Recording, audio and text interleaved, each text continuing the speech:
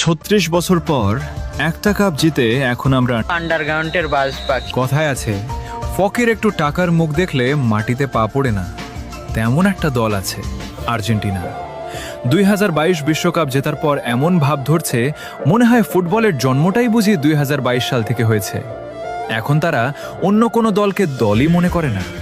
তাদের ভাব এমন, বাকি সবাই মাঠে শুধু হাজিরা দিতে আসে। ব্রাজিলের 5টা বিশ্বকাপের কথা বললে বলে ওগুলো তো অনেক আগের। আরে ভাই, পুরনো বলে ইতিহাস কি ডিলিট হয়ে যায় নাকি? তারপর আবার বলে সব বাপদাদার অর্জন। আচ্ছা ভাই, ইতিহাসের কথা তুললে পুরনো কথাই তো আসবে। আর তোমাদের ইতিহাসে তো ডিয়েগো মারাদোনার সেই হাতের গোলের গল্প আছে। তবুও এত ভাব। আর আমাদের বাপদাদাদের ছিল জমিদারি, 5টা কাপ রেখে গেছে উত্তরাধিকার হিসেবে।